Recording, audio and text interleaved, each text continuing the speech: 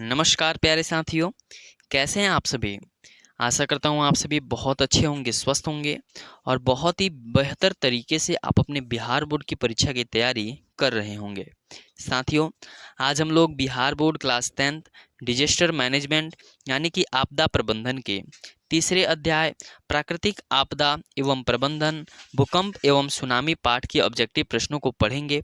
तो आप लोग वीडियो में शुरू से लेकर के अंत तक अवश्य बने रहिएगा, क्योंकि आपदा प्रबंधन से काफ़ी आसान आसान ऑब्जेक्टिव प्रश्न आते हैं और इसे आप लोग देख लेंगे एक बार तो आपको याद अवश्य हो जाएगा। जैसे कि पहला प्रश्न है कि सुनामी किस स्थान पर आती है। यह बहुत बार पूछा गया है। 2018, 2019, 2020, 2021 की बोर्ड परीक्षा में यह प्रश्न पूछा गया है कि सुनामी किस स्थान पर आती है। आसमान में, समुद्र में, स्थल पर या इनमें से कोई नहीं। तो जो सुनामी होती है ना, वह समुद्र में आती है। जब पानी उथल पुथल करता है ना, तो सुनामी की स्थिति उत्पन्न होती है।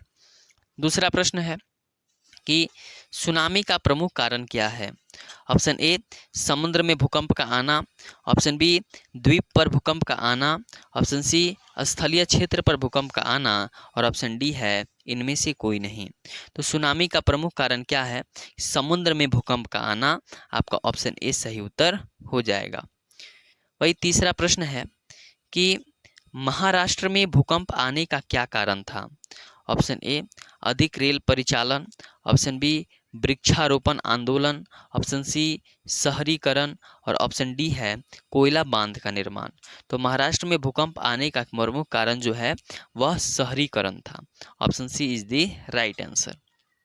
4 नंबर प्रश्न है कि महासागर की तली पर होने वाले कंपन को क्या कहते हैं। यह भी प्रश्न काफ़ी महत्वपूर्ण है।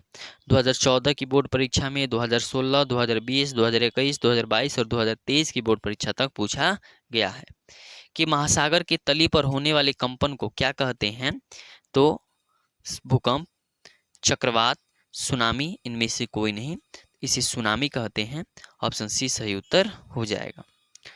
5 नंबर प्रश्न है कि 26 दिसंबर 2004 ईस्वी को विश्व के किस हिस्से में भयंकर सुनामी आया था। पश्चिम एशिया, प्रशांत महासागर, अटलांटिक महासागर या बंगाल की खाड़ी। 26 दिसंबर 2004 ईस्वी को विश्व के किस हिस्से में भयंकर सुनामी आया था? बंगाल की खाड़ी में। आपका ऑप्शन डी सही उत्तर हो जाएगा। वही 6 नंबर प्रश्न है कि भूकंप अथवा सुनामी से बचाव के लिए निम्नलिखित में से कौन सा तरीका सही नहीं है। ऑप्शन ए, भूकंप के पूर्वानुमान को गंभीरता से लेना। ऑप्शन बी, भूकंप निरोधी भवनों का निर्माण करना। ऑप्शन सी, गैर सरकारी संगठनों द्वारा राहत कार्य हेतु तैयार करना। ऑप्शन डी, भगवान भरोसे बैठे रहना।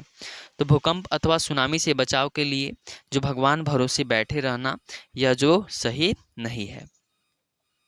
7 नंबर प्रश्न है कि सुनामी प्रभावित क्षेत्र में मकानों का निर्माण कहाँ करना चाहिए। यहाँ पे कहाँ होगा कि सुनामी प्रभावित क्षेत्र में मकान का जो निर्माण है वह कहाँ करना चाहिए। सागर तट का निकट, सागर तट से दूर, मैंग्रोव वन में या इनमें से कोई नहीं। तो सुनामी प्रभावित क्षेत्र में मकानों का निर्माण जो है वह सागर तट से दूर करना चाहिए। आपका ऑप्शन बी सही उत्तर हो जाएगा। अगला प्रश्न है, भूकंप कौन सी आपदा है। प्राकृतिक आपदा, रासायनिक आपदा, नाभिकीय आपदा या जैविक आपदा। तो भूकंप एक प्रकार का प्राकृतिक आपदा है। ऑप्शन ए सही उत्तर हो जाएगा। 9 नंबर प्रश्न है कि स्थल पर होने वाले भूकंप को किस नाम से जाना जाता है। सुनामी, चक्रवात, भूकंप या इनमें से कोई नहीं। तो स्थल पर होने वाले जो भूकंप होते हैं ना, उसको स्थल पर होने वाले भूकंप को हम लोग किस नाम से जानते हैं। यहाँ पे भूकंप की जगह आप लोग यहाँ पे रहेगा कंपन। ठीक है, स्थल पर होने वाले कंपन को किस नाम से जाना जाता है। तो उसे भूकंप के नाम से जाना जाता है।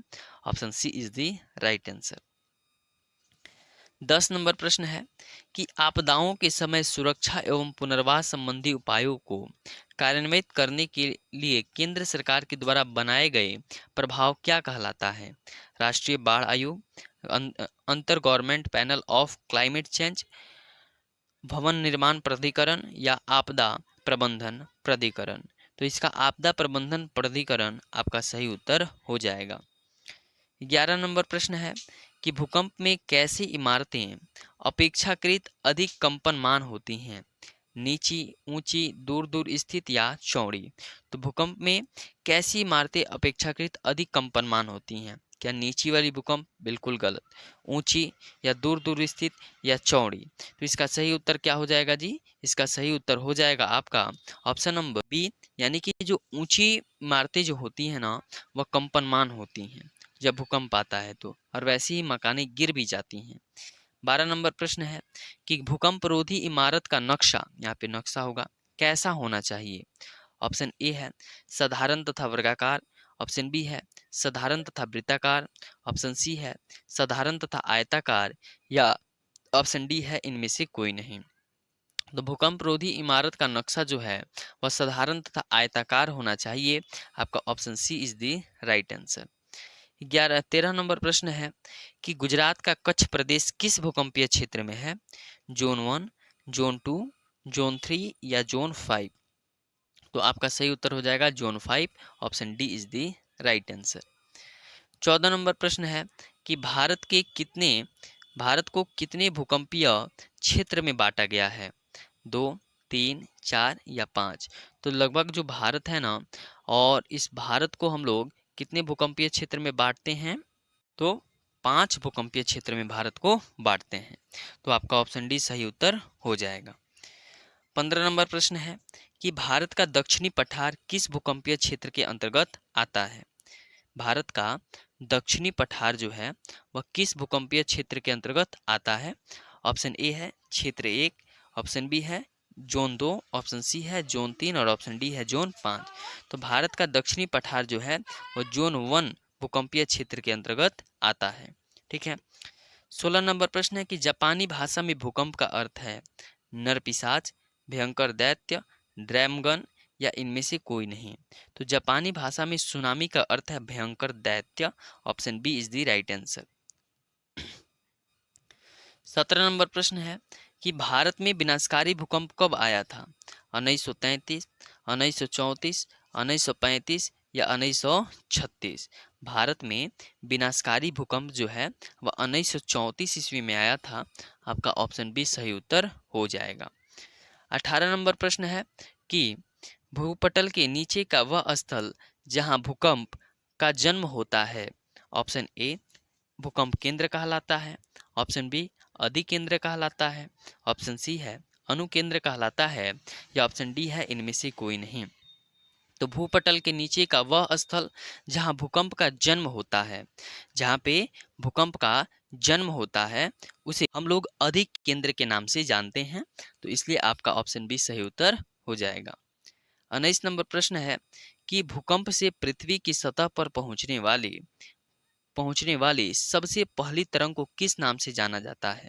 ऑप्शन ए पी तरंग को, ऑप्शन बी एस तरंग को, ऑप्शन सी एल तरंग को, या ऑप्शन डी टी तरंग को? तो भूकंप से पृथ्वी की सतह पर पहुंचने वाली सबसे जो पहली तरंग है ना, हम उसे पी तरंग के नाम से जानते हैं। इसलिए आपका ऑप्शन ए सही उत्तर हो जाएगा। 20 नंबर प्रश्न है गुड फ्राइडे सुनामी कब आया था? Option A 1961, option B 1962, option C 1963 या ऑप्शन डी 1964? तो गुड फ्राइडे जो सुनामी है ना, वह कब आया था? 1964 ईस्वी में आया था। आपका ऑप्शन बी सही उत्तर हो जाएगा, ऑप्शन डी सही उत्तर हो जाएगा। तो चलिए आज के लिए हम लोग इतना ही रहने देते हैं, और अगले वीडियो में हम लोग चैप्टर 4 जीवन रक्षक आकस्मिक प्रबंधन पाठ के ऑब्जेक्टिव प्रश्नों की चर्चा करेंगे। तब तक के लिए आप लोग बहुत ही अच्छी तरीके से अपने बिहार बोर्ड की परीक्षा की तैयारी कीजिए। बहुत बहुत धन्यवाद।